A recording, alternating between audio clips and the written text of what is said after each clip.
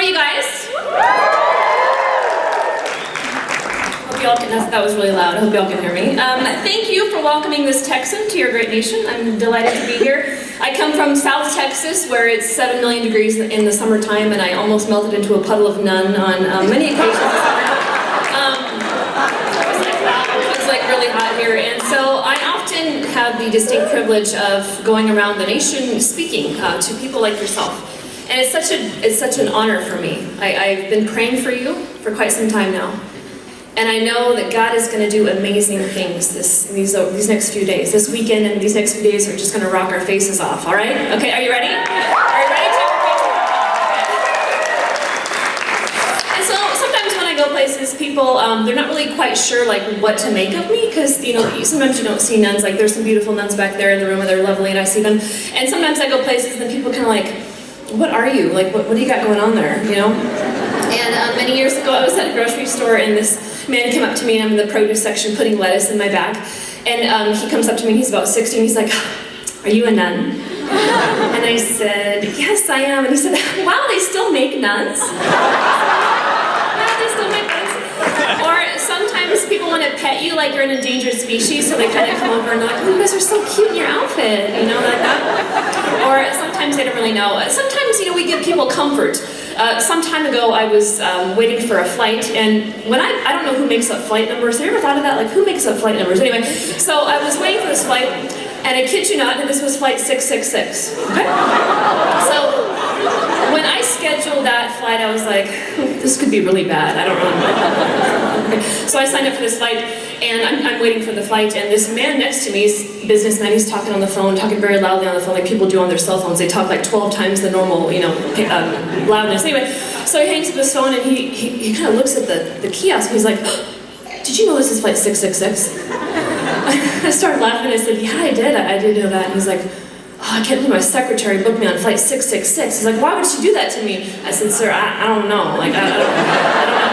And so he got really quiet, and he's like, are you going to get on? And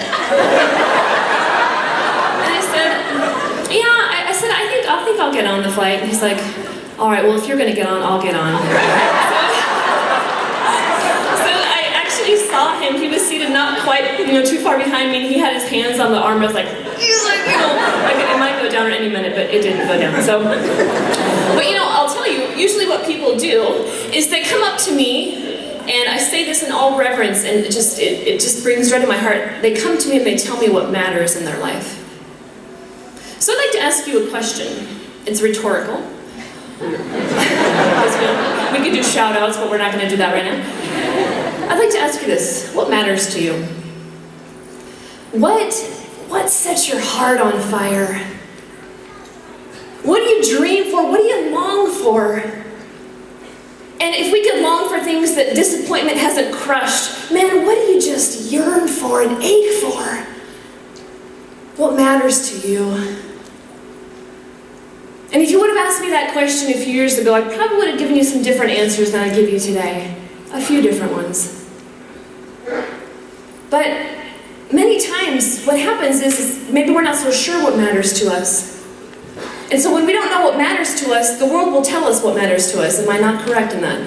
They'll give you a whole list of things that should matter to you. This should matter to you.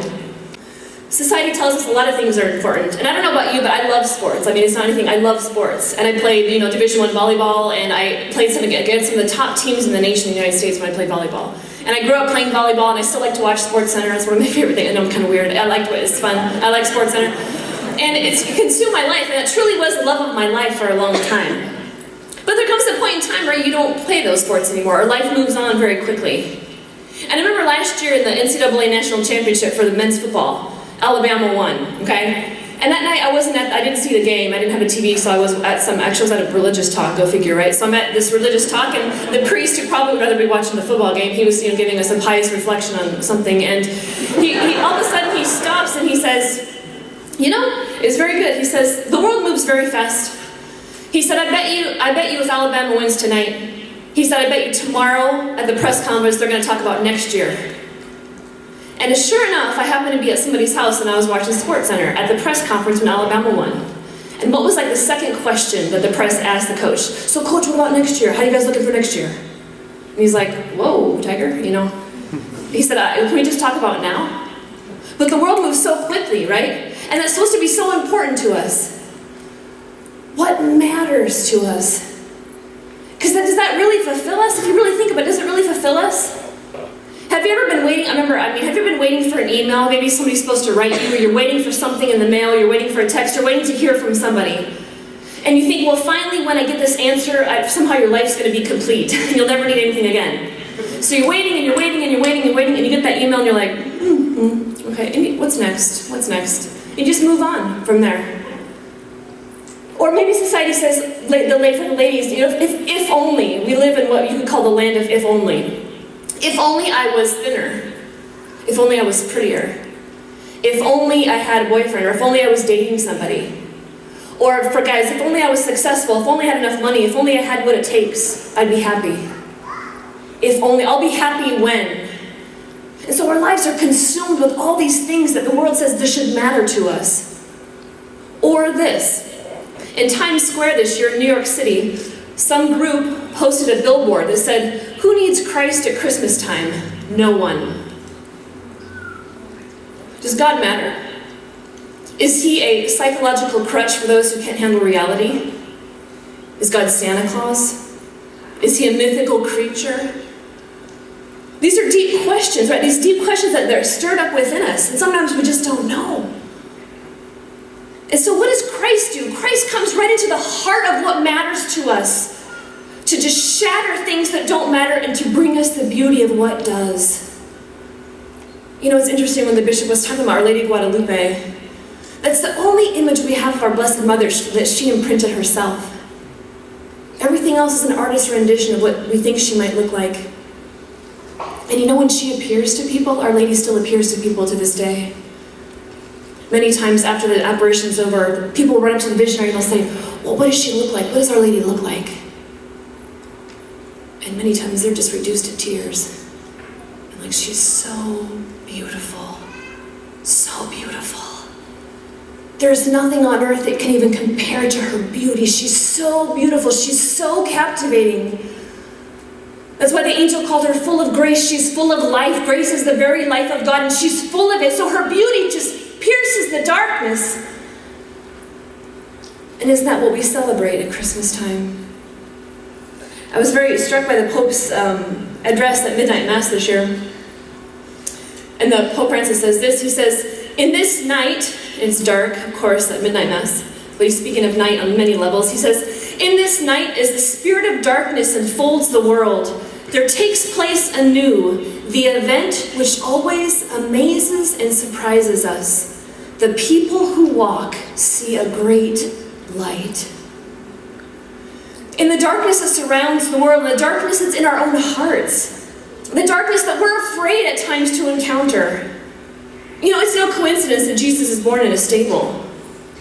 Because Jesus being born in a stable is just not a nice story we tell kids at Christmas time. You know, sometimes just a little nativity. I ran a daycare for 8 years, so we had finger puppet nativity. I'm not sure if that's liturgically correct, but like the finger puppet angels, and they're so cute, right? And so we had like this kind of sanitized image of what that would have been like. I've talked to a lot of women who are pregnant. No pregnant woman wants to have her child in a stable. Nobody's ever said, oh yeah, pick me. They're like, not really. Because what do you find in a stable? Animals. Poop. There's poop there, I know. There's hay. It's dirty, it's cold, it's unsanitary. And you're about to have your most precious, prized, beautiful child born in a place like that. And not just any child, but the Son of God. But Jesus is born there. And that represents many things for us. The one thing it represents is this: that stable is very much like our own hearts. Man, I look at my own heart and it looks like a stable, right? There's like animals in there, and there's poop, and it's dark, you know? It's dark a lot of times. It's a bit unsanitary. And my first temptation is to be like, oh, nothing going on here, God, move along. Nothing to see here, you know? We try to hide from God. We try to hide that part from ourselves and from other people. But that's exactly where Christ chooses to be born. He's not afraid of our stable, so to speak. He's not afraid of it. He specifically comes into those areas. You know, G.K. Chesterton wrote that it's like God snuck behind enemy lines when he was born. Kings don't come as poor babies born in a stable. They come with they come with royalty, they come with power. They live in palaces. They live in a stable, born to a carpenter. But Jesus said he does that for a reason, another reason. Jesus Christ, first of all, is real. He's real. And he loves you. And he comes as a little baby, a defenseless child, to show us he has no intention of manipulating us or strong-arming us or intimidating us or nothing like that. That he would come so small to be loved and cared for by humanity. I love that particular picture of Jesus and Mary. And I had seen it many years ago on a Christmas card. And when I had it as a Christmas card, the title of the card was Kissing the Face of God. And I think we forget a lot of times that Jesus is fully human. So Mary would have nursed him and changed his diaper and taught him how to walk and taught him how to talk, and he probably hit his little head on the coffee table when he was learning how to walk, you know? Like, oh, get out, you know? A real person. A real person like us in all things but sin. But even that, he takes on our sin to set us free. Man, you talk about love.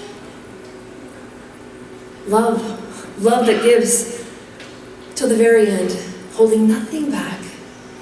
A love that enters our darkness, that is unafraid. He doesn't shrink back from anything. That's the kind of love that matters. Oftentimes what we're told by society is that I love you. I love you, okay? No, baby, I love you. I know I mean it, for real. Like, I've never said like this to anybody else. I love you. I really I love you if A, you're convenient, and B, you're fun to be with, and C, if you don't make me suffer. But as soon as you become inconvenient, or our emotions, the emotionalism, not the emotions, the emotionalism has run its course, or you make me suffer, or you gain 20 pounds, or, you know, well, I guess it just didn't work out. It's over. And that is a mockery of what it means to love, what it means to be a human person, because that is not love. And that's why we see the sacrament of marriage. I love seeing married couples here. Earlier today I saw with their babies and their families. That's a sign to us. It's a sign of a small, powerful, life-changing way of how God loves us. That he loves us in good times and in bad, in sickness and in health. When we're inconvenient, when we're convenient, when we're lovely and when we are unlovable, he loves us to the end, forever. He's not afraid. Who we are as Christians. And even if, as some of us sit in this room tonight, maybe you have doubts, maybe you don't even believe in God. Maybe you're like, what is this all about? You know, people say, Christians, you guys are bigots. You guys discriminate, you're bigots and you're haters. Okay. Wherever you find yourself tonight, Christ comes to encounter you there. He's not afraid of that. And it's very beautiful. I mean, when the bishop was talking tonight also about encounter, Pope Francis has been speaking about that since he was first made Holy Father, and he quoted this particular quote from Pope Benedict not too long ago, and he said this. He says, being a Christian is not a result of an ethical choice or a lofty idea, but the encounter with an event, a person, which gives life a new horizon and a decisive decision. Since God has first loved us, love is no longer a mere command. It is the response to the gift of love with which God draws near to us. Elsewhere, the Pope will say, the one who has hope lives differently. That our lives as Christians, at the end of the day, it's not about a set of rules and regulations. No, we need rules and regulations because we're broken and we need boundaries, we need them. But when you see how Christ teaches, he encounters the human person. And he doesn't desire our obligation, he desires our love. And our love to him is a response. The divine bridegroom is always proposing to us, proposing and proposing and proposing. And that's how we ended up here tonight. Did you know that? All of us, myself included, we were invited here by the divine bridegroom because he wants to bestow his beauty, his fierce, strong, passionate beauty upon us. I'm not sure if you've ever met somebody who's really encountered Christ, how they live differently. The one who has hope lives differently. And I tell you, that's what changed my life. I'm going to tell you you more tomorrow night about some of the areas where I just have had massive struggles in my life. But I shared with you earlier that I played college volleyball, and I loved MTV and Glamour magazine, I loved all that kind of stuff, and I thought I would be successful. I wanted to work at ESPN, that's what I wanted to do with my life. And I was pursuing internships to do just that. And I thought that I had everything the world says you should have to be happy, I had all of it. All that matters to me was that. But when I was really honest with myself, I was so broken. By the time I was 21, I was already an alcoholic. I would wake up in the morning after some crazy night of just lustful, just nonsense. And I'd wake up in the morning and I just wanted to die. Because I didn't know what to do. You know what God did? God sent a Catholic priest into my life. My mom was all over. She's like, yeah, go, Father. And I'm like, oh, great, what is this, I love priests. I love them because the power of their yes is so potent that it changes people's destinies. And this priest came into my life, and you know what? Yes, amen. This priest came into my life, and he had hope, and he lived differently. And you know what? He saw beauty in me where I only saw ugliness. And he saw potential and destiny in me where, man, I was hopeless. And that man just loved me like a father. And that love, that encounter, because I could see Christ in him, that encounter allowed me to hear Jesus Christ call me to be his bride. It changed my entire destiny. Christ is always seeking to encounter us. That's what he wants to do. He wants to encounter us, to draw us more deeply into himself. To open the small boxes that we all live in, these little areas that we live in, and we say, I'm going to be here, God, you stay here, and we're going to be cool, right? I don't know, I know a lot of married people, and I've been to a lot of wedding marriage anniversaries, celebrations, and whatnot. And usually, if you're talking to somebody about their marriage, or it's their wedding anniversary, or you're at their celebration, they'll say this. They'll usually stand up, or they'll tell you this. I love my husband more now than I did on the day we got married. My wife is more beautiful to me now than the day when we got married. I love her. I have never, ever heard a couple at their reception stand up and say, I think we're good. We've known each other about 20 years, you're good, we don't really need to know any more about each other, we're cool, right? You don't hear that. And that's the same thing that Christ wants to come. He's always seeking to encounter us. He wants to encounter us. And he has this incredibly beautiful way of doing it. Many years ago, I lived in Italy, I lived in Rome, and I was kind of, no pun intended, roaming about the city one day, okay? So, I know that was like, wah, wah, okay. But a very quick story is that when I lived in Italy, one of my friends had a disc rupture in her back. And if you know anybody who has back problems, that's a big deal. So this disc ruptured in her back, and she was immediately paralyzed. And we're in Rome, and we have some choice of Italian doctors, so we're kind of still looking. And our superior was supposed to come back to Italy at that time. And our superior was sitting on an airplane on the tarmac in Corpus Christi, Texas on September 11, 2001. Needless to say, she didn't get out of the country for quite some time. My friend, Sister Mary Paul, was paralyzed for a month. We had a small Italian daycare for the little kids, and my friend had to live on the bottom floor. There were no elevators. My friend lived on the bottom floor, and she would drag herself with her arms to Mass at our chapel every morning. That's how she got around. We have a priest who used to work. He was a surgeon at Johns Hopkins. He looked at her x-rays, and he looked at the MRIs, and the nerve in her back was totally pinched by the rupturing of her disc. And the priest was like, oh, this doesn't look good. So she finally got surgery, and the next day after surgery, she couldn't feel her leg still. And the doctor said, well, you waited a month. Back nerves don't usually regenerate themselves. You're probably not going to walk again. So here she is, 50 years old, and she's coming to terms, a very healthy woman, coming to terms with that she's probably not going to walk again. So our founder, Father Flanagan, who's still alive, he's in his late 80s now, true story, he happens to be in Rome at that time. And he came down to the hospital where my friend was. And he anointed her, he prayed over her, and he touched her feet. And in the next morning, she could feel her toes. And the feeling spread gradually from her toes all the way up to her waist, and she walks to this day. Miracles happen every day, every day. People are still being paralyzed or being healed, the dead are being raised. That happens every day in the world. We don't hear a lot about that.